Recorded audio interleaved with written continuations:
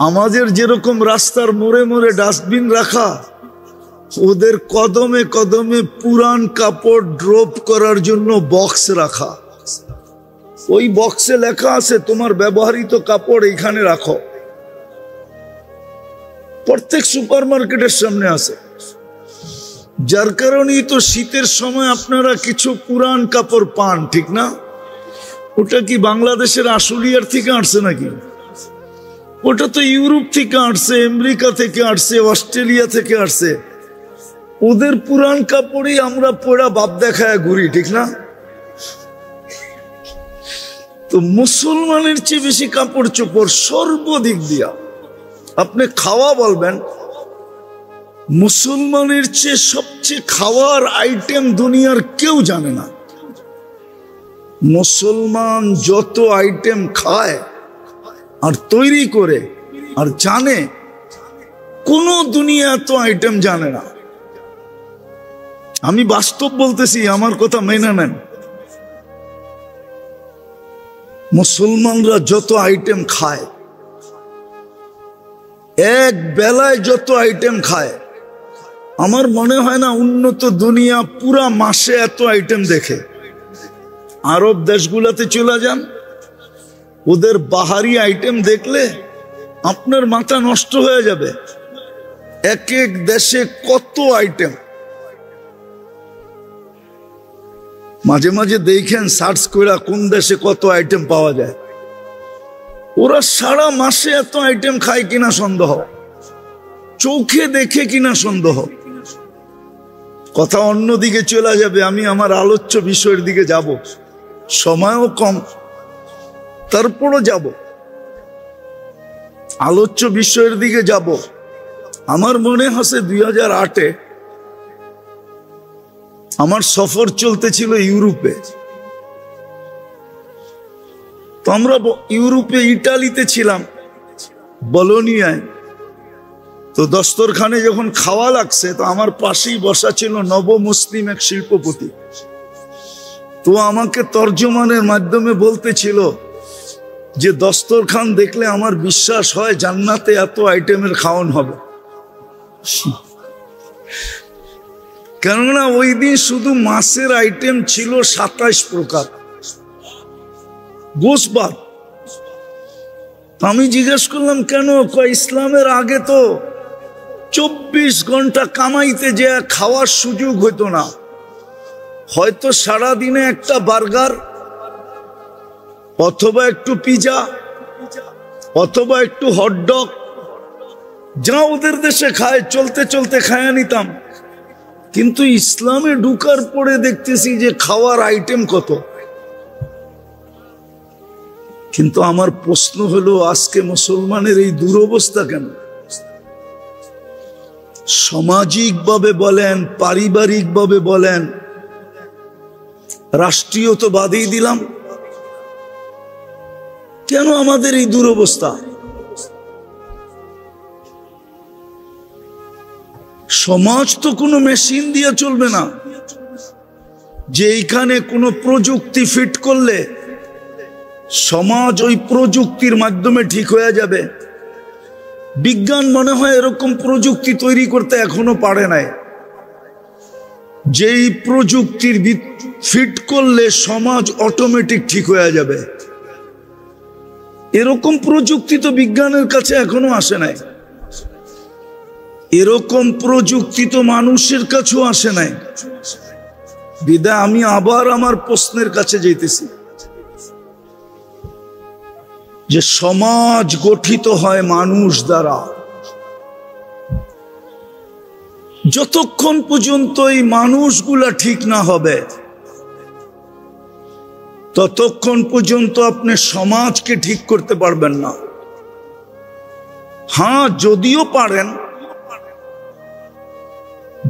পারেন, শুধু রোডেরটা পারবেন, রোডেরটা যেটা সিসি ক্যামেরার আওতায় আনা যায় বা চোখে দেখা যায়, এতটুকু আপনি করতে পারেন। প্রশাসন দ্বারা, শক্তি দ্বারা, নিয়ম দ্বারা, কানুন দ্বারা, পদ্ধতি দ্বারা কিন্তু সিসি ক্যামেরার বাহিরে যেটা, অন্তরালে যেটা, ঘরোয়া পরিবেশ যেটা, ওটাকে ঠিক করবেন কি দিয়া? যদিও আমরা বড় আকৃষ্ট হই, উন্নত বিশ্বের অনেক কিছু দেখে আমরা খুব আকৃষ্ট হই, যে রাস্তার রীতি নীতি, নাগরিক সুযোগ সুবিধা, অনেক কিছু দেখে আমরা আকৃষ্ট হই। কিন্তু সত্য এটাই, এটা ওদের আবিষ্কার না। ওরা আসল জিনিস র মেটেরিয়ালস নিছেন এক জায়গার থেকে। যেমন কোনো জিনিস তৈরি করতে হইলে র মেটেরিয়ালস আগে আনতে হয়, তারপরে মেশিনে দিয়া নিজের ডাইসের মাধ্যমে ইচ্ছা মতে ওটাকে বানায় নিতে হয়। ওরা মূল নীতিটা কিন্তু আমাদের থেকেই নিছিলেন। আপনি মাইনা নেন আমার কথা, মূল নীতিটা কিন্তু আমাদের থেকেই নেওয়া, কোরআন থেকে নেওয়া, হাদিস থেকে নেওয়া। কিন্তু ওইটাকে ওরা মোটিফাই করছে, ওরা আপনাকে আকৃষ্ট করছে। কিন্তু আপনার কাছে জাওহার ছিল, আপনার আমার কাছে মাগনাতিস ছিল, চুম্বক ছিল, জাদু ছিল, ম্যাজিক ছিল। কিন্তু আপনার আমি ব্যবহারও করতে পারি না, আকৃষ্ট করতে পারি না। আজকে মুসলিম সমাজ নিয়ে সারা দুনিয়া কেন আঙ্গুল উঠায়? একটা কথা না বললেই নয়, আমরা আমাদের দেশে বড় মাথা উঁচা করে চলি, কিন্তু আপনি জানেন সারা দুনিয়ায় ইসলাম বা মুসলমানের অবস্থান কোথায়? এটা কি কোনোদিন ভাবেন? মুসলমান স্কলাররা কি ভাবে? সুশীলরা কি ভাবে? বুদ্ধিজীবীরা কি ভাবে যে মুসলমানদের স্থান সারা দুনিয়ায় কোথায়? এক কথায় যদি বলি না, তাহলে সারা দুনিয়া আপনাকে আগাছা মনে করে। আগাছা কি কি শুধু আগাছা মনে করে আপনাকে। যদি প্রমাণ দেই, তাহলে একটা প্রমাণই যথেষ্ট। বাইতুল মুকাররমের চত্বরে বসা দিতেছি, কথা না জানি কত দূর চলে যাবে। আগামী 7 তারিখে ফিলিস্তিনের যুদ্ধের 2 বছর হবে, আগামী মাসের 7 তারিখে। এই 2 বছর যাবৎ প্রাণীবাদীরা, যারা প্রাণী নিয়ে কাজ করে, প্রাণী নিধন, প্রাণীকে সুরক্ষা দেওয়া যাদের কাজ, প্রাণী নিধনের ব্যাপারে যারা কঠোর। একটা উদাহরণ দিতেছি, বাংলাদেশে ঢাকা শহরে ছোটবেলা দেখতাম কুকুরের উপদ্রব বাড়লেই সিটি কর্পোরেশনের লোক আসতো রাত্রে, যেই গলিতে যেটাকে পাইতো প্রথম লোহার একটা দিয়ে ওটাকে আটকাইতো, তারপরে একটা ইঞ্জেকশন দিয়ে নেওয়া যেত। কিন্তু প্রাণীবাদীরা রিট করছে সুপ্রিম কোর্টে, আর রিটে ওরা জিতা গেছে যে কোনো কুকুরকে আর এইভাবে বাংলাদেশে নিধন করা যাবে না। শুধু ঢাকা শহর না, গ্রাম গঞ্জেও পারবেন না আপনি। প্রাণীবাদীরা কাজ করছে। কিন্তু এই 2 বছর ফিলিস্তিনের যুদ্ধ, প্রাণীবাদীদের পক্ষ থেকে ছোট একটা প্রতিবাদ আসে নাই। আপনি দেখাইতে পারবেন না আমাকে কোনো নেটে, কোনো ফেসবুকে, কোন পত্রিকায় যে ছোট একটা প্রতিবাদ আসছে যে এরাও তো প্রাণী, মুসলমান বাদ দিলাম, ছোট ছোট শিশুগুলা প্রাণী, নিরীহ মানুষগুলা প্রাণী, এদেরকে কেন নিধন করা হইতেছে? সকালে দেখবেন খিলগায় গেলে বা গুলশান বনানীতে গেলে প্রাণীবাদীরা কুকুরকে খানা দেয়। মনে হয় আপনারা দেখেন না ঢাকা শহরে, ঠিক না? শীতের দিনে সোয়েটার পরায়া দেয়, বৃষ্টির ভিতরে ভিজা ভিজা সকালবেলা ওদেরকে খাওয়া দেয়, ঠিক না? আচ্ছা, আজকে প্রাণীবাদীরা কোথায়? ফিলিস্তিনের ছোট ছোট শিশুগুলা একটা রুটির টুকরার জন্য জান দিতেছে, অথচ শত শত ট্রাক দাঁড়ানো আছে লাইনে, অনুমতি দিলেই ভিতরে ঢুকতে পারে আর এই শিশুগুলার জান বাঁচাইতে পারে, কিন্তু একটা ট্রাকও ঢুকতে দেওয়া হইতেছে না। প্রাণীবাদীরও আওয়াজ উঠাইতেছে না। আমি যেটা বুঝাইতে আপনাদেরকে চাইতেছিলাম যে মানুষ যতদিন ঠিক না হবে, মানুষ দিয়েই সমাজ, সমাজ বলেন, পরিবার বলেন, রাষ্ট্র বলেন, ওটা মানুষ দিয়েই গঠিত। মানুষ যতক্ষণ পর্যন্ত, বিশেষভাবে মুসলমান, মানুষ বাদ দিলাম, মুসলমান সমাজ মুসলিম দিয়েই গঠিত, মুসলিম সত্তা দিয়েই গঠিত, মুসলিম ব্যক্তিত্ব দিয়েই গঠিত।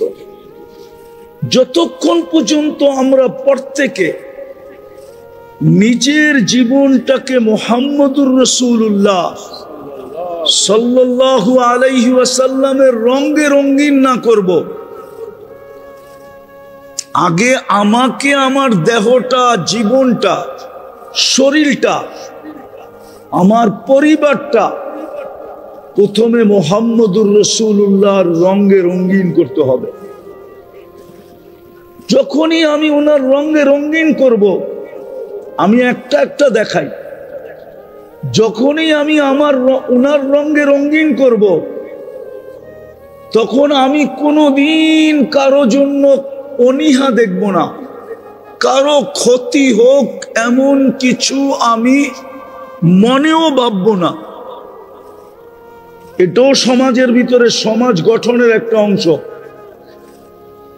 তখন আমি বাস্তবিক মানুষ হব।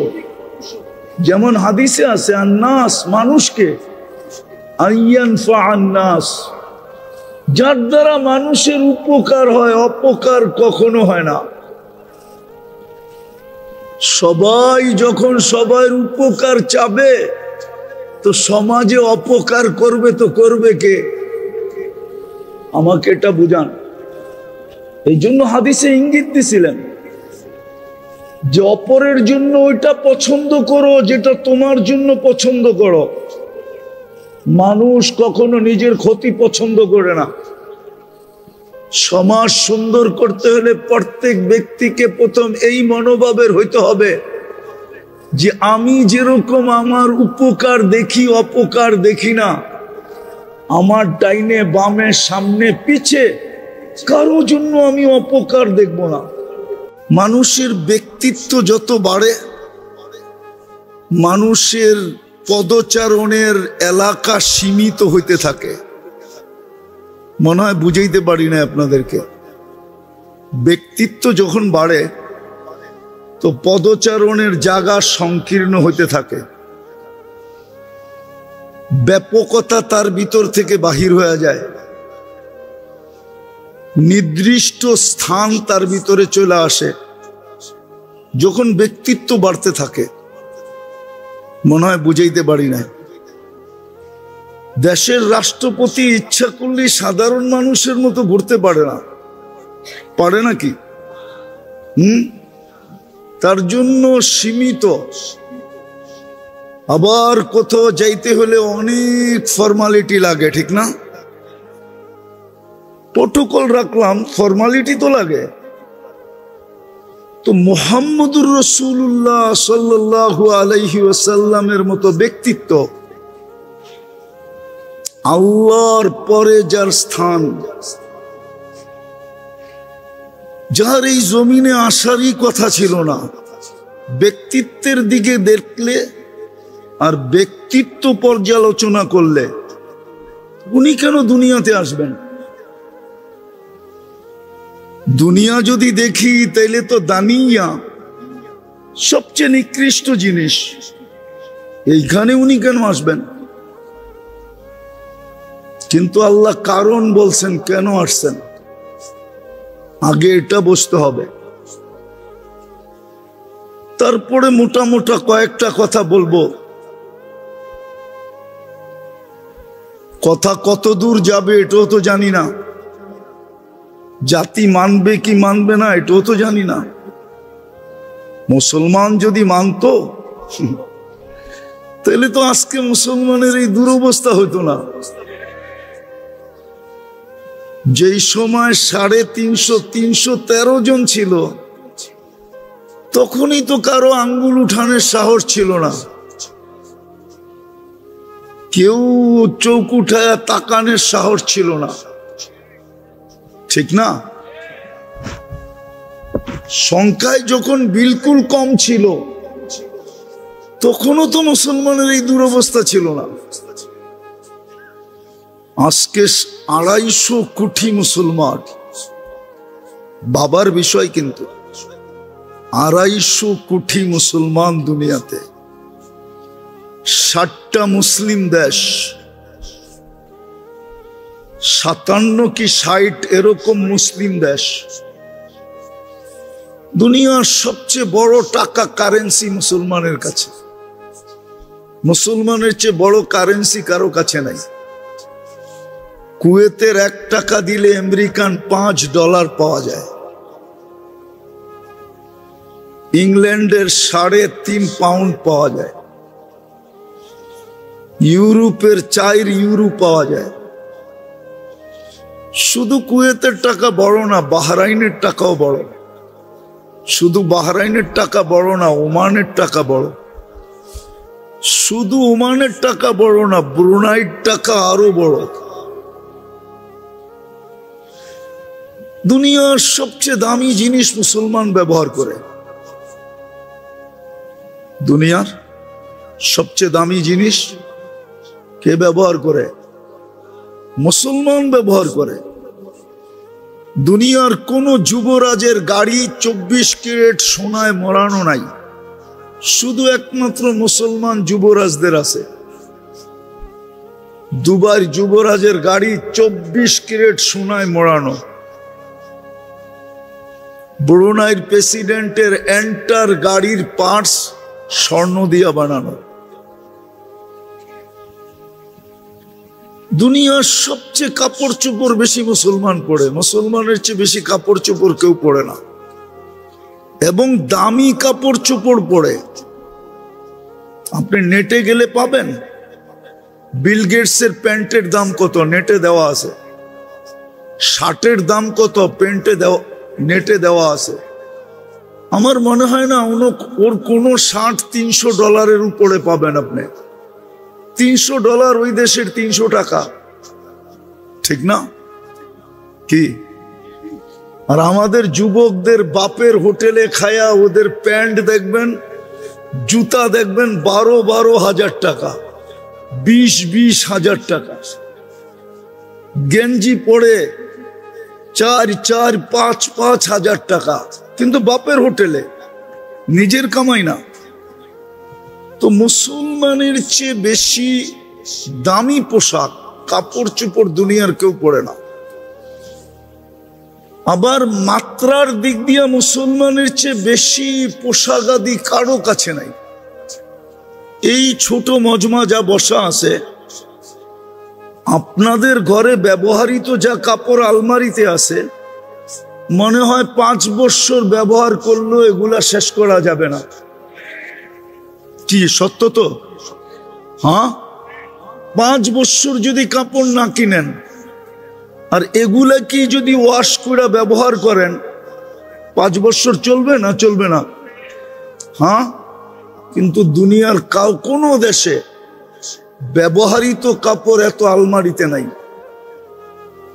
আপনি ইউরোপ চলে যান, আমেরিকা চলে যান, কানাডা চলে যান। বাংলাদেশ বিপর্যয় থেকে বাঁচে কেন জানেন? আজ পর্যন্ত কেন বেঁচে আছে? আপনারা হয়তো ভাববেন যে উন্নতির কারণে আমরা বিপর্যয়ের থেকে বেঁচে আছি, নাইলে আপনি আমাকে যুক্তি দিয়ে বুঝান। 7.8 ভূমিকম্প বাংলাদেশে আসছে, আসে নাই? কেউ মনে হয় জানে না। হ্যাঁ, কিন্তু বাংলাদেশে একটা টিনের ঘর পড়ে নাই। কিন্তু এই 7.8 গত ডিসেম্বরে তুর্কিতে আসছে। 1.5 লক্ষ লোক মারা গেছে, এক শহর মাটির সাথে মিশা গেছে। বলেন সারা দুনিয়া যেই চিৎকার দিতেছিল বাংলাদেশকে করুণা নিয়া, যে বাংলাদেশের মতো বিপর্যয় কখনো হয়, কোথাও হবে না, ওই তুলনায় বাংলাদেশে কোনো বিপর্যয়ই হয় নাই। বরং করুণার রোগী বাংলাদেশে যত সুষ্ঠুভাবে সুন্দরভাবে আলেম ওলামার হাতে দাফন হয়েছে, দুনিয়ার কোথাও করুণার রোগী এরকম সুন্দরভাবে দাফন হয় নাই। সত্য তো? আপনি এখন নেটে সার্চ দেন, করোনার সময় যতগুলা দাফন করার জন্য সংস্থা ছিল সবগুলা মাদ্রাসার উস্তাদ এবং ছাত্রদের ছিল। কোনো বিপর্যয় ঘটে নাই। কেন? আমি দুনিয়া ঘুরে বলতেছি, রাগ হয় না আমার সাথে আবার কেউ। আমার 103টা দেশ দেখা শেষ। আমি আপনাদের স্বাধীনতা দেখি নাই। আমি জুলাইয়ের 18 তারিখে বাংলাদেশ থেকে গেছি। প্রথম আমার সফর ছিল ইংল্যান্ড। আমি 5 তারিখ ফজরের সময়, ফজরের আগে আমার ফ্লাইট ছিল ইংল্যান্ড টু ক্যানাডা। আমি যখন ক্যানাডায় নামছি তখন খবর পাইছি স্বাধীনতার। তারপরে আমি 13 তারিখে আবার ফিরছি ইংল্যান্ডে। 14 তারিখে আসছি আমি মিশরে। 16 তারিখে আসছি আমি মদিনা মুনাব্বারায়। 17 তারিখে ছিলাম মক্কা মুকাররমায়। রাত্রে আমার ফ্লাইট ছিল। 18 তারিখ সকালে নামছি আমি বাংলাদেশে। 2-3 দিন ছিলাম, তারপরে চলে গেছি কোরিয়া। আসছি গত 22 তারিখে। আমাকে বুঝাইতে হবে না, আমার উন্নত বিশ্ব দেখা শেষ। শুধু একটা বাকি আছে, নিউজিল্যান্ড। ইনশাআল্লাহ অচিরেই ওইটাও পুরো হবে।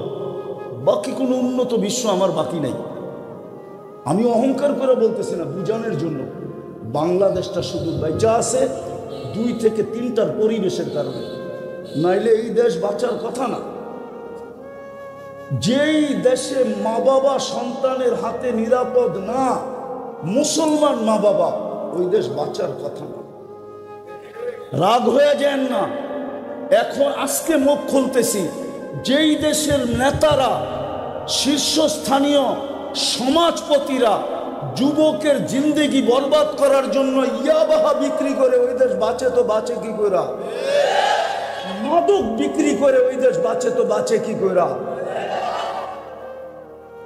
যেই দেশের রক্ষকরা যুবকের যৌবনকে দুলিশ্বাত করার জন্য ইয়াবাহা ক্যারি করে, ইয়াবাহা দেশে আনে, ডাইল আনে, সমস্ত মাদক আনে, যাদের নাকের ডগা দিয়া যারা এটাকে সাপ্লাই দেয়, ওই দেশ বাঁচে, তো বাঁচে কি করে? রাগ হয় না, পায়ে হাত রাখি। শুধু বেঁচে আছে 3টা কারণে। আপনি চিৎকার দিয়ে মাদক বন্ধ করবেন, আর আমাদেরকে এসে বলবেন হুজুর মাদকের বিরুদ্ধে বলেন। আপনি ভিতরে ভিতরে মাদক সাপ্লাই দিবেন, আর আমরা মাদকের বিরুদ্ধে বলবো, আর যুবক মাদক ছেড়া দিবে। ঠিক না? এত টাকার দরকার হয় কেন যে মাদক দিয়ে ব্যবসা করে কোটিপতি হইতে হবে? আল্লাহ তো লেখা দিছে কপালে, কোটিপতি হইলে তুই হবি হবি।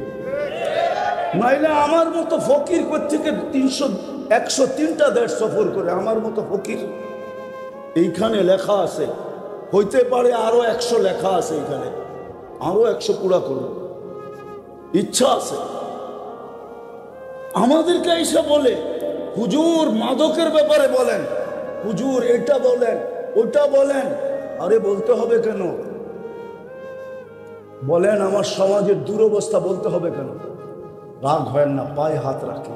শুধু 3টা কারণে এই দেশ, আমার কথা মাইনা নেন। মসজিদের কারণে, মাদারেসের কারণে, হক্কানি আলেম ওলামা আল্লাহওয়ালাদের কারণে। আপনি জানেন না আল্লাহওয়ালারা রাত্রে কতক্ষণ কাঁদে? আপনি তো ঘুমের ঘরে থাকেন, সিসি ক্যামেরা লাগান ওদের বাড়িতে, তারপরে দেখেন ওরা রাত্রে কি করে। সকাল হওয়ার 1 ঘন্টা আগেই হেফজোখানার পোলাপানগুলা ওঠে। 40,000 হেফজোখানার ছেলেরা ওঠে। প্রথমে লাল সবুজের পরিধিটাকে আধ্যাত্মিক সুরক্ষার চাদর দিয়া ঢাকে, তারপরে আল্লাহর কালাম পড়তে বসে। আপনার তো ওই সময় ঘুমের সময় মাত্র শুরু হইল। আপনি টেলিভিশন দেখতে দেখতে, দুনিয়ার সব খবর নিতে নিতে আপনি মাত্র যায় ঘুমাইছেন। আপনি কেমনে দেখবেন ওই সময় আকাশের কালার কি? সকাল হওয়ার 1 ঘন্টা আগে ওঠেন, ছাদে যান, যাইয়া দেখেন বাংলাদেশের আকাশের কালারটা কিরকম। বাংলাদেশের আকাশ কি বলে? আমার কথা মানেন। এই জন্য তিনটা পরিবেশের কারণে আমাদের দেশ বারবার বিপর্যয়ের থেকে বেঁচে গেছে। আর যতদিন এই পরিবেশগুলো থাকবে, ইনশাআল্লাহ আমি চ্যালেঞ্জ দিয়ে বলতে পারি আমার দেশে কোনো বিপর্যয় হয় নাই, কোনো বিপর্যয় হবে না। আপনি এই মাটির ইতিহাস জানেন না? চলেন সোনার গালারা একটু শোনায় দিই। এই মাটির ইতিহাস আপনি জানেন না? আপনি জানলে 100 বছরের ইতিহাস জানেন, আপনি জানলে 71 থেকে ইতিহাস জানেন, আপনি 1400 বছর আগের ইতিহাস জানেন না। আল্লাহ রসুল হিজরত করেন নাই, তখন বাংলাদেশে ইসলাম চলে আসছে 4 সাহাবীর কাঁধে নিয়ে। একজনের নাম আবু ওয়াক্কাস, একজনের নাম মুহাব ইবনে মালিক, একজনের নাম কাসেম ইবনে হুযাইফা, একজনের নাম উরওয়া ইবনে সাসা। একটু আগে বলতেছিলাম না, আজ থেকে 800 বছর আগে হাদিস নিয়ে আসছেন আবু তাইয়ামা রাহমাতুল্লাহ আলাইহি। আর এই সোনারগাঁর মাটিতে বৈশা পালা পালা রসুল পড়াইছে। এই জন্যই তো একটু আগে বলতেছিলাম, হইতে পারে এই মাটির নিচে সোনা আছে, কিন্তু খুইদা উঠাইতে হবে। ওই সময় ইসলাম আমার দেশে চলে আসছে, এইখান থেকে চীনে ইসলাম গেছে, বাংলাদেশ থেকে। আবু ওয়াক্কাস রাদিয়াল্লাহু তাআলা আনহুর কবর গুয়াংজুতে রাখা আছে। ওয়াহাব ইবনে মালিক রাদিয়াল্লাহু তাআলা আনহুর কবর মঙ্গোলিয়ার বর্ডারে রাখা আছে, যা দেখা আসেন। বাংলাদেশের ইতিহাস বহুত পিছে, নাইলে বাংলা সন 1400 কত এখন? আরে বলেন না কত? আর আরবি সন কত? 1446। 41 আর 46, 31 আর 46, কয় বৎসরের ডিফারেন্স? হ্যাঁ, কত বৎসরের? 15 বৎসরের ডিফারেন্স। আপনার বাংলার ইতিহাস 1400 বৎসর আগে। আপনি জানেন না এই মাটিতে কি লেখা আছে? এই মাটি কোন মাটি আপনারা জানেন না। এই জন্য এই মাটি নিয়ে যেই খেলো, এটা আমার বিশ্বাস, আমি আগের থেকেই বলে আসতেছি, এই মাটি নিয়ে যদি কেউ খেলতে চায়, তাহলে এই মাটি বেশি দিন ওকে খেলতে দেয় না। এই মাটি ওকে বেশি দিন, দুনিয়া ভাবে মনে হয় খেলা হবেই না, খেলা, কিন্তু মাটি ওকে বেশি দিন খেলতে দেয় না। মাটি এমন খেলা খেলে যেটা সারা দুনিয়া তাকলাই যায় যে মাটি কি খেললো। আমরা তো ভাবলাম মাটি খেলবেই না, এটাই মাটির খাসিয়ত, এই মাটির বৈশিষ্ট্য। আপনি জানেন না বাংলাদেশের মাটির বৈশিষ্ট্য কি? সময় নাই, তাহলে আমি বাঙালি তারিখ আপনাদেরকে শোনাইতাম। আমি জানি বাংলা তারিখ কি। আমি 100 বৎসরের তারিখ জানি না, আমি 1400 বৎসরের তারিখ পড়ে রাখছি। এই মাটির খাসিয়ত আমার জানা আছে। এই জন্য পায়ে হাত দিয়া বলি, এই 3টা পরিবেশকে ধরে রাখেন, রাখবেন পাক্কা। নির্বাচিত হওয়ার জন্য তো কতই তেল মারতে থাকে, ঠিক না? না মারে না? আপনাকে নির্বাচিত করছে কে? মুসলমানের ঘরে। হ্যাঁ, ও দুনিয়াওয়ালাদের থেকে আল্লাহ দুর্বল, ঠিক না? ওই দুর্বল এক জায়গায় ইচ্ছা স্বাধীনতা দিছে বিদায়। যদি ইচ্ছা স্বাধীনতা না দিতেন, তাহলে আপনাকেও আকাশের মতো খুঁটি ছাড়া দাঁড় করায় রাখতে পারতেন। আল্লাহ বলে আকাশকে ইচ্ছা স্বাধীনতা দেই নাই, যেইখানে দাঁড়াইতে বলছি ওইখানে দাঁড়ায় আছে। আপনি কি আকাশের চেয়ে বড়? রাগ হয় না আমার কথায়, আমি বুঝাইতে চাইতেছি। আর মৃত্যুর আগে বুঝলে কাজে দিবে, মৃত্যুর পরে সবাই বুঝবে। মৃত্যুর পরে লাগবে না, মৃত্যু লগ্নেই বুঝবে। লগ্ন বোঝেন? যখন মালাকুল মউত বুকে হাত দিয়া দিবে তখনই বুঝা ফেলবে, সমস্ত পর্দা সরা যাবে। একদিকে আপনার আমার বুকে মালাকুল মউত হাত দিবে, আর একদিকে পর্দা সরতে থাকবে, আর সচক্ষে দেখতে থাকবে। তখন চিৎকার দিতে থাকবে, রব্বির জিউন, আল্লাহ আমাকে সুযোগ দেন, ফিরত পাঠান। আল্লাহ বলবে কাল্লা, আর কখনো ফিরত পাঠানো হবে না। তোমাকে বহুত বুঝানো হয়েছে, তুমি বোঝো নাই। তোমাদেরকে বুঝানোর জন্যই তো আমি কালাম পাঠাইছিলাম, নাহলে আল্লাহর কালাম পাঠানোর কি দরকার? আল্লাহ তো আল্লাহ, আল্লাহ তো আল্লাহ তো আল্লাহ। একটা জিনিস দিয়ে বুঝাইতে চাইতেছি, দেখি বুঝে আসে কিনা। আপনি আল্লাহকে যেইভাবে করেন, উলামা আছে জিজ্ঞেস করেন, আল্লাহর আলিফ ফালায়া দেন, তাইলে লিল্লাহ, তারপরও আল্লাহ আল্লাহ, লিল্লাহি মুলকুস সামাওয়াতি ওয়াল আরদ। আবার লাম ফালায়া দেন, লাহু মা ফিস সামাওয়াতি ওয়াল আরদ। আবার লাম ফালায়া দেন, শুধু হা রাখেন, হুয়াল্লাহুল্লাযী লা ইলাহা ইল্লা হু। আল্লাহ তো আল্লাহ, যেমনি করবেন অমনি আল্লাহ আল্লাহ থাকবে, ঠিক না? কি আল্লাহ আল্লাহ থাকবে? বুঝানোর জন্য বলতেছি, ভালো মতে বুঝেন, মনোযোগ দিয়ে শোনেন, কাজে দিবে, নাইলে একদিন পস্তাইতে হবে। আল্লাহ বলে সমস্যা তো এখানেই হয়েছে, তোকে ইচ্ছা স্বাধীনতা দিছি।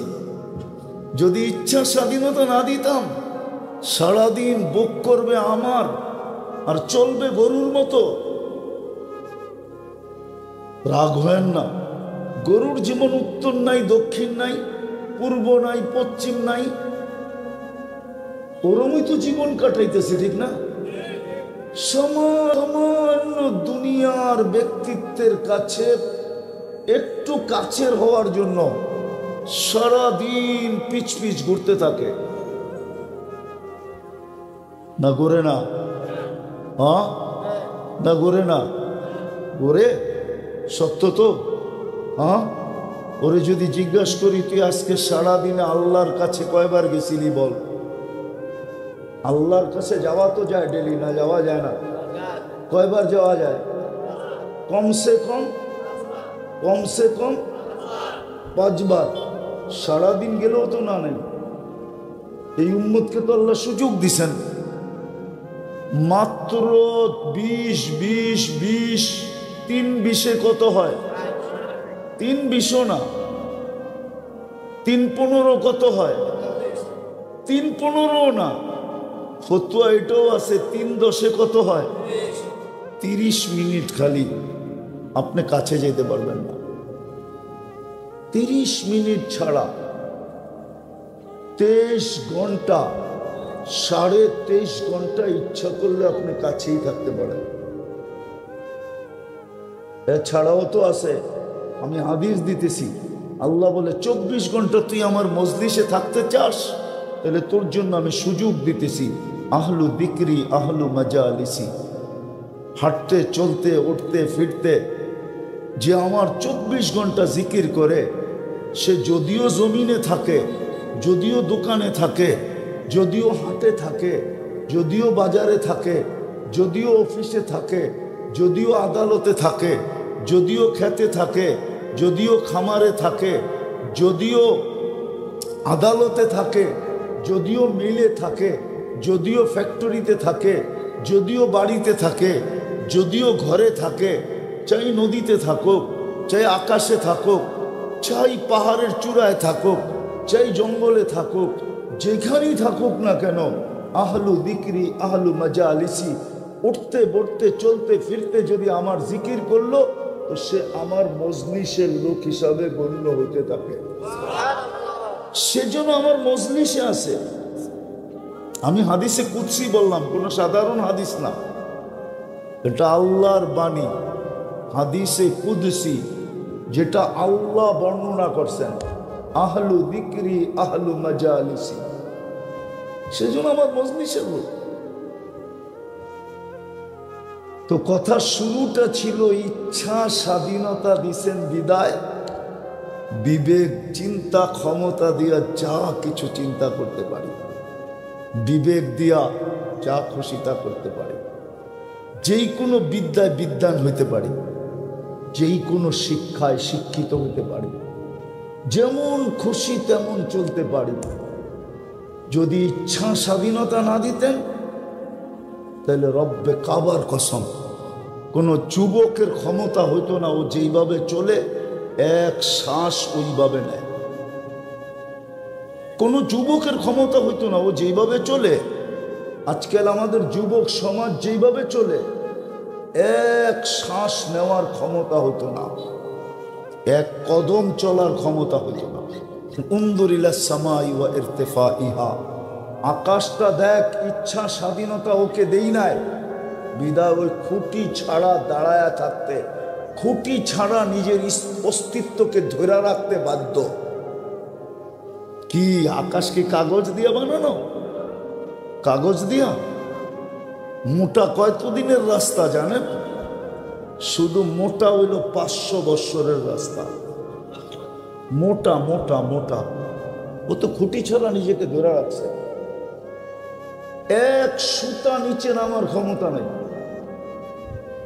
সূর্যকে স্বাধীনতা দেন নাই, ও আপনাদের দুনিয়ার থেকে 9,30,00,000 মাইল দূরে। ভালো মতে বোঝেন কিন্তু, ঘন্টায় দৌড়াইতেছে 60,000 66,000 কিলো, 66,000 মাইল ব্যাগে, 66,000 মাইল ব্যাগে দৌড়াইতেছে। কি করতেছে? দূরত্ব কত? দুনিয়ার থেকে 9,30,00,000 মাইল দূরে। বড় কত? দুনিয়ার থেকে 13 লক্ষ গুণ বড়। ও 1 ইঞ্চি নিচে নামার ক্ষমতা নেই। এক কিতাবে লেখা আছে, লাউ কদ্দামতু শিবরান লামুতুম জামিয়া, যে 1 বিঘা যদি নিচে নামায় দেয় সূর্য, তাহলে তাপমাত্রায় তোমরা সব মরে যাবে। তাপমাত্রায় মরো আর না মরো, চর্ম ক্যান্সারে তোমরা সব মরে যাবে। সব চর্ম ক্যান্সারে মরে যাবে 1 বিঘা যদি নিচে নামায় দেয়। যেখানে আসে ওইখান থেকে। রঙে আসি তো, সূর্যের আলোটা 3 বার ফিল্টার হয়। কয়বার? আপনার বাড়ির ফিল্টারটা কয়বার ফিল্টার হয়? আরে বলেন না কেন, বাড়িতে ফিল্টার নাই? পানি খাওয়ার ফিল্টার নাই? কয়বার ফিল্টার হয়? দূর মিয়া, আপনার বাড়ির ফিল্টার কি 3 বার ফিল্টার করে? কয়বার? সূর্যের আলো 3 বার ফিল্টার হয়। আপনার বিজ্ঞানকে জিজ্ঞাসা করেন, 3 বার ফিল্টার হওয়ার পরে দুনিয়াতে আলোটা আসে। আর যদি ডাইরেক্ট পাঠাইতেন তাহলে এতদিনে সাফা। এতদিনে কি? ঢাকায় শব্দ বোঝেন তো? এতদিনে সাফা। যদি ইচ্ছা স্বাধীনতা না দিতেন তাহলে যুবক এই বেশে ঘুরতে পারে না। ও নির্বাচিত মুসলমানের ঘরে। কার ঘরে? কি? মুসলমানের ঘরে নির্বাচিত হওয়ার বেনিফিট জানেন? আপনি কতটুকু বেনিফিট ভোগ করতেছেন? প্রথম বেনিফিট বলতেছি, শুধু আপনি না, হাদিসে আছে, যতক্ষণ পর্যন্ত একজন মুসলমান থাকবে ততক্ষণ পর্যন্ত কিয়ামত হবে না। শোনেন না এই পর্যন্ত? একবারও শোনেন নাই? তাহলে আপনি ভাবেন একজন মুসলমানের ভ্যালু আল্লাহর কাছে কত। একজন মুসলমান থাকলেও কি হবে না? কি হবে না? তাইলে আপনার ভ্যালু কতটুকু? আপনার কারণে পালতেছে, সারা দুনিয়ার সিস্টেমকে চালাবে যতদিন পর্যন্ত আপনি বেঁচে আছেন। সারা জগতের সিস্টেম চালাইতে, একটা সংসার চালাইতে যে চুল পাইকা যায়, ঠিক না? না পাকে না? কোমর ঝুঁকা যায়। সব সিস্টেম আল্লাহ চালাবে শুধু একজন মুসলমানের কারণে। ভাবছেন কোনোদিন আপনার ভ্যালু কত? এটা তো দুনিয়ার ভ্যালু। আখেরাতের ভ্যালু জানেন কি? আমি তো বলি যে কাগজে মুসলমান, বাস্তবে মুসলমান না, শুধু কাগজে মুসলমান। কাগজে মুসলমান বোঝেন? সরকারিভাবে বা কোথাও কোনো প্রতিষ্ঠানে যেইখানে কোনো ফর্ম ফিল আপ করতে যায় লিখতে হয় ধর্ম কি, ওইখানে ও কাগজে লেখা আসছে আমি মুসলমান, ইসলাম আমার ধর্ম, ওরে বলে কাগজে মুসলমান। বাস্তব দৃষ্টিতে ইসলামের কিচ্ছু নাই ওর কাছে। ওই কাগজের মুসলমানও একদিন দুজক থেকে বাহির হবে। যেই দিন বাহির হবে ওই দিন সারা দুনিয়ার কাফের দুজকে চিৎকার দিবে, ইয়াউমা ইয়াওয়াদ্দুল্লাযীনা কাফারু লাউ কানু মুসলিমিন। আফসোস, আমরা যদি ওর মতো কাগজে মুসলমান হইতাম তাহলে আজকে চিরদিনের জন্য দুজক থেকে বাহির হইয়া চির শান্তির জায়গা জান্নাতে যাওয়ার সুযোগ হইত। ওই মুসলমান হিসাবে আপনাকে নির্বাচিত করছে কে? কে? যেই দলের থেকে যদি কোনো দলের থেকে নির্বাচিত হয় আর দলের গঠনতন্ত্র যদি না মানে, তাহলে দল তার ভিতর বিরুদ্ধে কি সিদ্ধান্ত নেয়? শুধু বহিষ্কার। কখনো শুধু বহিষ্কারও হয়, আবার কখনো কখনো গঠনতন্ত্রের বিরোধিতা দেখা হয়, যে বিরোধিতা কি ধরনের বিরোধিতা করলো। কখনো কখনো বহিষ্কারও হয়, সাথে সাথে হাতকড়িও আসে, পায়ে বেড়িও আসে, আবার জেল জরিমানাও আসে, আবার অনেক সময় দেখা যায় আয়নাঘরে নিয়ে সাফ করেও দেওয়া হয়। না দেওয়া হয় না? হ্যাঁ, এই গঠনতন্ত্র কে বানাইছে? দুনিয়ার দলীয় গঠনতন্ত্র কে বানাইছে? আল্লাহ। কে বানাইছে? দুর্মিয়া ওই দল বানাইছে, ঠিক না? 2,500 মানুষ, আপনারও মনে হয় সব আউলে গেছেন গা, ঠিক না? সোনার গায়ের মানুষ আউলে গেছেন, ঠিক না?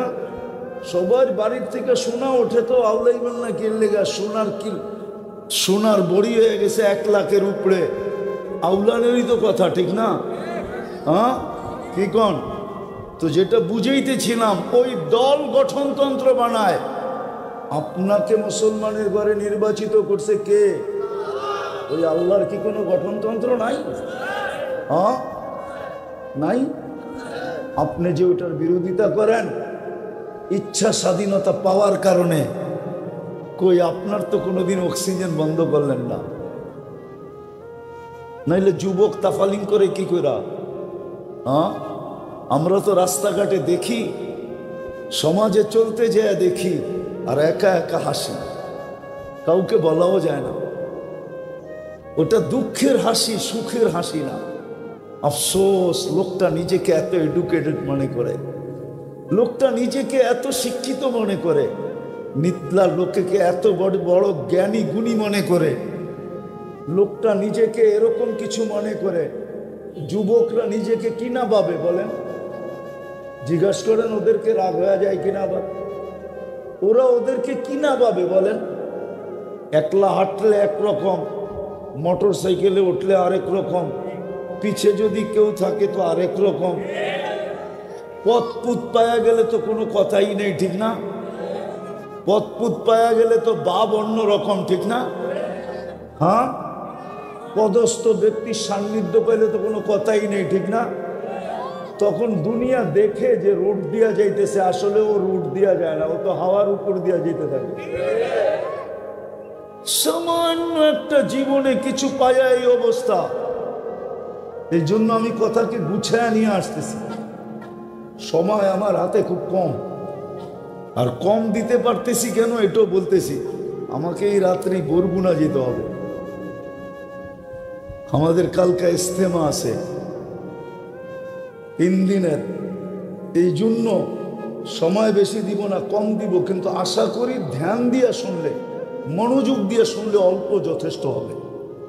তো যেটা বুঝাইতেছিলাম, যে ইচ্ছা স্বাধীনতা যদি আল্লাহ না দিতেন, তাইলে বিবেকওয়ালা মানুষটা বিবেককে এরকম ব্যবহার করতে পারতো না, বুদ্ধিওয়ালা মানুষ বুদ্ধিটাকে এরকম ব্যবহার করতে পারতো না, শিক্ষিত মানুষ শিক্ষাকে এরকম ব্যবহার করতে পারতো না, দীক্ষিত মানুষ দীক্ষাটাকে এরকম ব্যবহার করতে পারতো না, যুবক যৌবনটাকে এরকম ব্যবহার করতে পারতো না, নারী নারীত্বটাকে এরকম ব্যবহার করতে পারতো না, পুরুষ পুরুষত্বটাকে এরকম ব্যবহার করতে পারতো না, টাকাওয়ালা টাকাকে এরকম ব্যবহার করতে পারতো না, পদস্থ লোক পদকে এরকম ব্যবহার করতে পারতো না, শক্তিওয়ালা শক্তিকে এরকম ব্যবহার করতে পারতো না, আধিপত্যওয়ালা আধিপত্যকে এরকম ব্যবহার করতে পারতো না, রূপসী রূপকে এরকম ব্যবহার করতে পারতো না যেরকম আজকে ব্যবহার করে।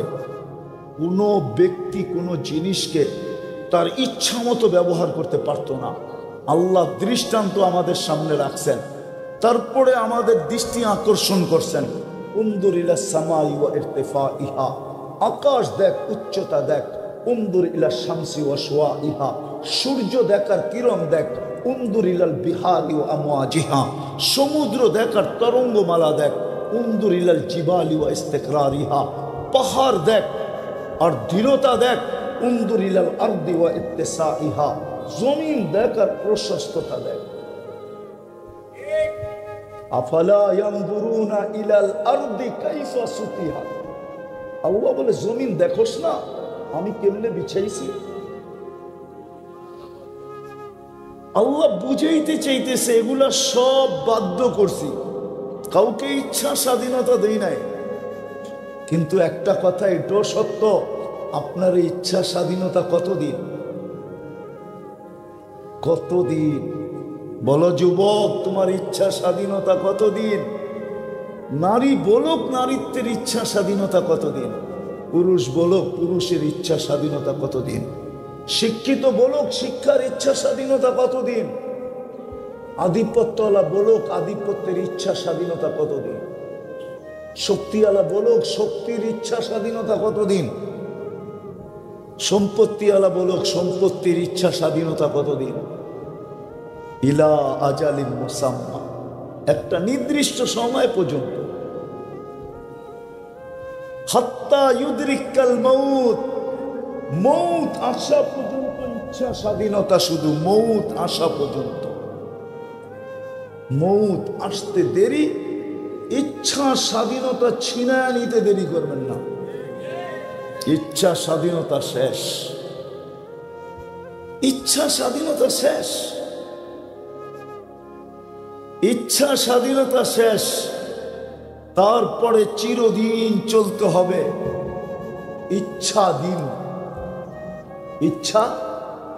ইচ্ছাধীন চলতে হবে। ইচ্ছাধীন বুঝেন তো?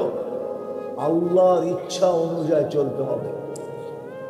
এই জন্য আছে, কোরআনে আছে, দুযোগীরা চিৎকার দিবে, 2 দিন পরে আল্লাহ মুখে সিলগালা করে দিয়া বলবে কালুক সাউ ফিহা ওয়ালা তুকাল্লিমুন, আজকের থেকে চিৎকার দেওয়ার ক্ষমতা তোমার থেকে হরণ করা হলো, আজকের থেকে কথা বলার শক্তি তোমার থেকে হরণ করা হলো।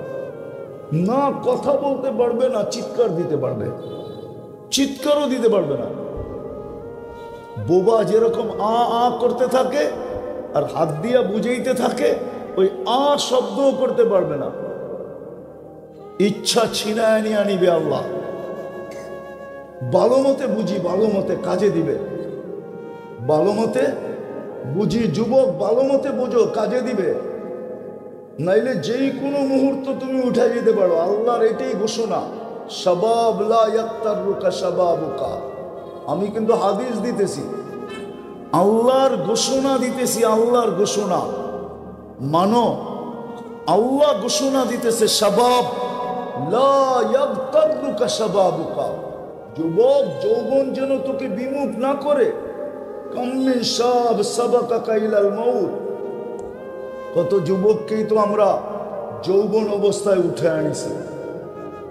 ইচ্ছা করলে তোমাকে উঠে আনিয়ে যেতে পারি। স্বপ্ন স্বপ্নের জায়গায় থেকে যাবে, আকাঙ্ক্ষা আকাঙ্ক্ষার জায়গায় থেকে যাবে। এমনকি ফ্যামিলির সমস্ত আশা আকাঙ্ক্ষা ধূলিসাৎ হয়ে যাবে। আমার মনে আছে 2000 কত করোনার সময় 2021-এ আমি আমেরিকাতে ছিলাম। আমি এক জানাজায় ছিলাম, পরিচয় নিতে যেয়ে দেখি ছেলেটার বাড়ি নোয়াখালী। সে মেক্সিকো দিয়ে আমেরিকাতে ঢুকছে, একবারে ইয়ং, মাত্র জেল থেকে বাহির হয়ে আসছে 5 মাস। 5 মাস পর্যন্ত সে হোম ডেলিভারির কাজ করতেছিল মোটর সাইকেলে। ওর কোনো আত্মীয় স্বজন নাই, মোটর সাইকেল অ্যাক্সিডেন্ট করে মারা গেছে। আমি সত্য বলতেছি, ওর জানাজা আমাকে কাঁদায় দিছে। আপনজন তো কেউ ছিল না, কেউ কাঁদছে কি কাঁদে নাই আমি জানি না, আমি দেখি না কাউকে কাঁদতে, কিন্তু আমাকে কাঁদায় দিছে। আমি ভাবতে ছিলাম যে এই যুবক মেক্সিকো দিয়ে 25 থেকে 30 লক্ষ টাকা দিয়ে ঢুকছে, 3 মাস জেল খাটছে, বাহির হয়ে আসছে 5 মাস। যদি পার মান্থ $5,000 কামায় তো 5 মাসে $25,000 কামাইছে। এখন পর্যন্ত যে টাকা খরচ করছে ওইটাই তো উঠাইতে পারে না, ঠিক না? বাকি আশা কোথায় যে 2 দিন পরেই 2-1 বছর পরেই আমি গ্রিন কার্ড পাবো, বাড়িওয়ালাদের জন্য অ্যাপ্লাই করব। একদিন দেখা যাবে আমার বউ আসবে, আমার মা আসবে, আমার বাবা আসবে, আমার ভাই আসবে, আমার বোন আসবে, আমার পুরো ফ্যামিলিটা আসবে। একদিন আমেরিকাতে আমরা একটা ফ্যামিলি হব। কত আশাই তো সারা রাত্রে খালি গুনতে থাকতো, সব দুলিশাত। যুবক, তোমাদেরকে আল্লাহ এটাই বোঝায়, শাবাব লা ইয়াক্তারুকা শাবাব। যুবক, যৌবনদেরও তোকে ধোঁকা না দেয়। যৌবন কিন্তু ধোঁকার জিনিস, তোকে যেন ধোঁকা না দেয়। কাম মিন শাব সাবাকা ইলাল মউত।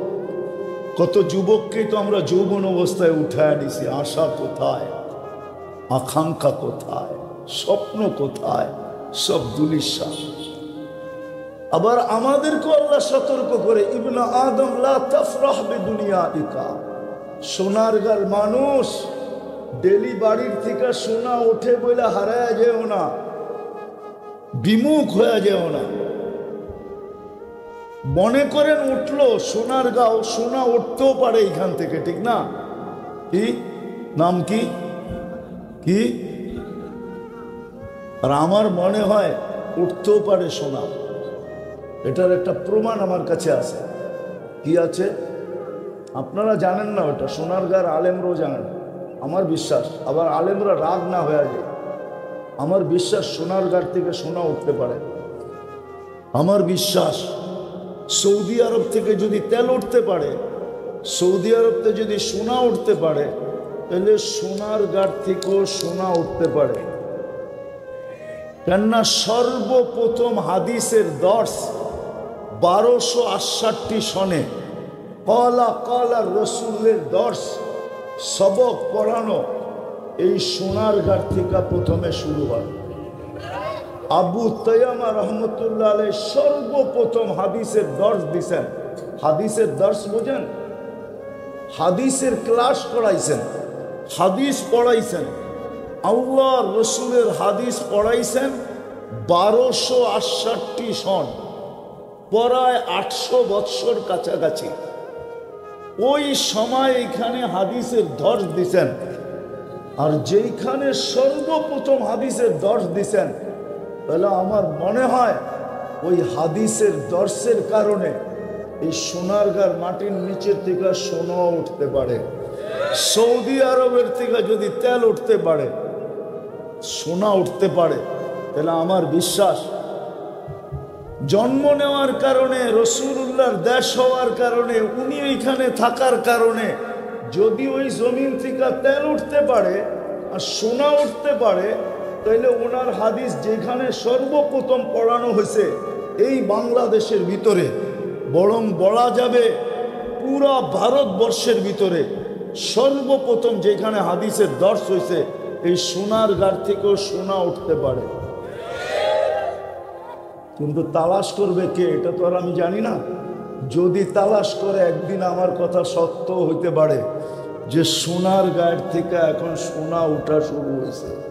যদিও সোনারগাঁর মানুষ মানবে না আমার কথা। কি মানবে?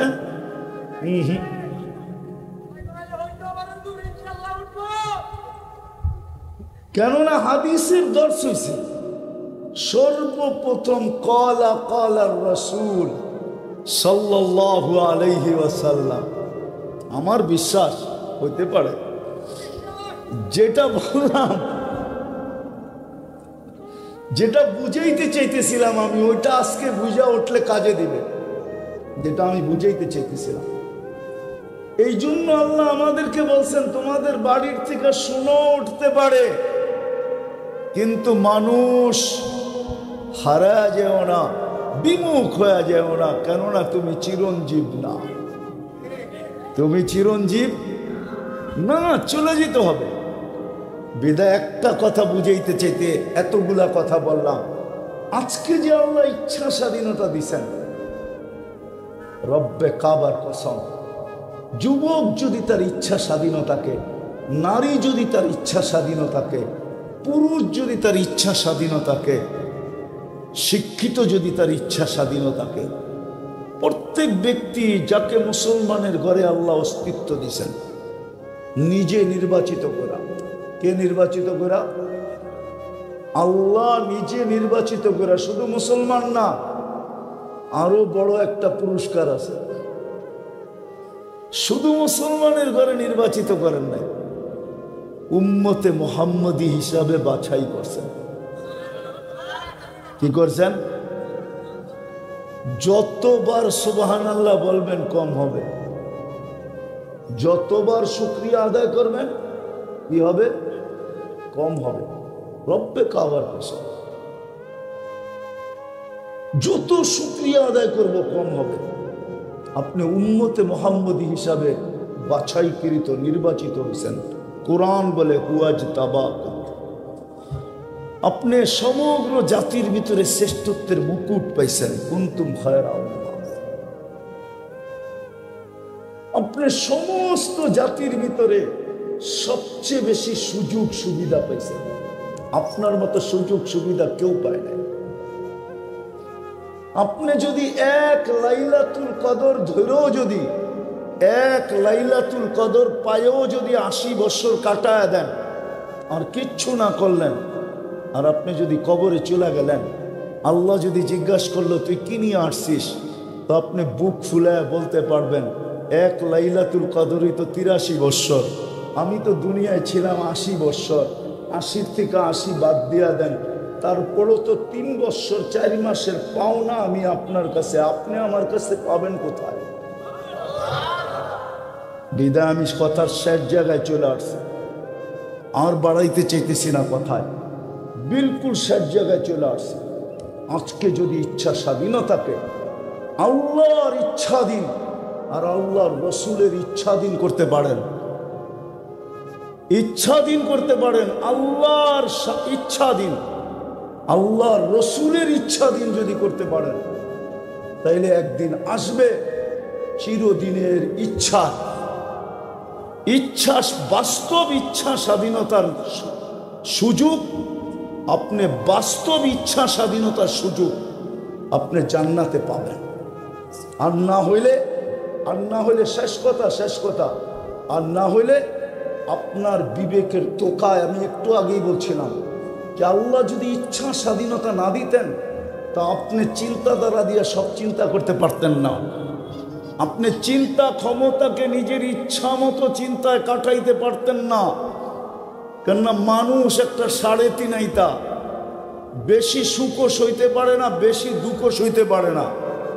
বেশি সুখ যদি আসে, কোরআন বলে ইদা মাসাহুল খাইরু মানুয়া ওয়া ইদা মাসাহুশ শাররু জাজুয়া। এই জন্য হাদিসে আছে, কিতাবে আছে, আমরা দেখছি বহুত বড় বড় ব্যক্তিত্বের যাদের ইশারায় মাটি উল্টাইতো, ওদেরকেও আমরা দেখছি বাচ্চার মতো হাউমাউ করে কাঁদতে। না দেখেন নাই? দেখেন নাই? নাম বলবো?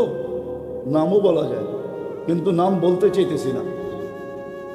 যাদের ইশারায় মাটি উল্টায় যেত, সবকিছু উল্টায় যেত, ওরকম মানুষকেও বিপদে পড়লে আমরা হাউমাউ করে কাঁদতে দেখছি। কি করা? হাউমাউ করে কাঁদতে দেখছি।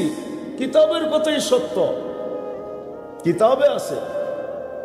ইদা ওয়াকা ফিল মুসিবাতি, আমি আরবি বলতেছি, ইদা ওয়াকা ফিল মুসিবাতি তারাহু তিফলান সাগীরা, বিপদে যখন পড়ে তো বাচ্চার মতো হাউমাউ করে কাঁদে। তো যেটা আমি বুঝাইতেছিলাম, আমার শেষ কথা, কিন্তু আমাকে বহুত দূর যেতে হবে, এই জন্য অপেক্ষা করা যাবে না। আমি শেষ কথায় আসেন।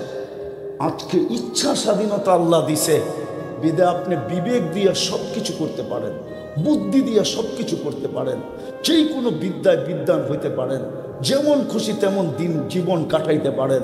কিন্তু এটা মনে রাখবেন, আপনি মুসলমানের ঘরে নির্বাচিত, আর আপনার পক্ষ থেকে না, আল্লাহর পক্ষ থেকে। আল্লাহ নির্বাচিত করছে বিদায় আপনি মুসলমানের ঘরে, আল্লাহ নির্বাচিত করছে বিদায় আপনি উম্মতে মুহাম্মদী। এই দুটা কিন্তু আল্লাহর পক্ষ থেকে, ভুলা গেলে চলবে না। দুনিয়ার জীবন 60-70 বছর, কবরে দিয়ে আসতে দেরি, এটাই সত্য। নাইলে আমি এই আগস্টের 17 তারিখে ছিলাম মক্কা মুকাররমা।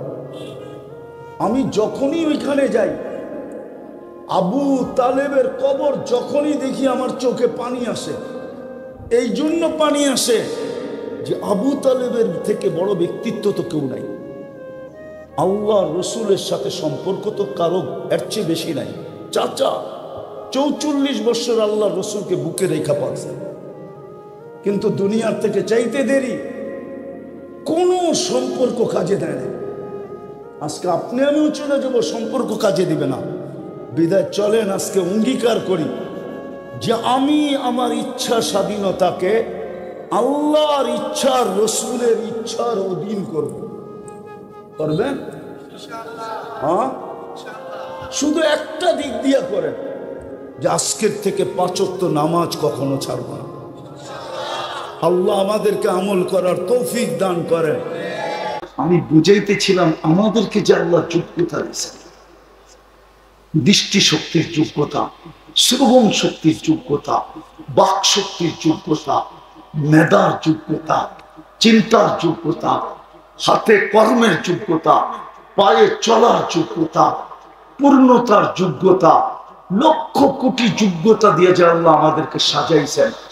নারীকে আলাদা যোগ্যতা, পুরুষকে আলাদা যোগ্যতা, যুবককে আলাদা যোগ্যতা, যুবতীকে আলাদা যোগ্যতা, শিক্ষিতকে আলাদা যোগ্যতা, অশিক্ষিতকে আলাদা যোগ্যতা, ধনীকে আলাদা যোগ্যতা, গরিবকে আলাদা যোগ্যতা। রব্বে কাবার কসম, আওয়াজ না ধ্যান, যোগ্যতা দিয়ে সাজাইছিলেন নিজেকে দামি বানানোর জন্য, যেন আল্লাহ প্রত্যেককে জান্নাত দিয়া কিনেন। এই জন্যই তো কোরআন এক জায়গায় বলতেছিল, চিৎকার দিয়া রাফিতুম বিল হায়াতিদ দুনিয়া। কোরআন চিৎকার দিতেছিল, মানুষ এই সামান্য দুনিয়া পায় হারায় গেল। যুবকরা তো অ্যান্ড্রয়েড সেট পাই হারায় গেছে, না হারায় নাই।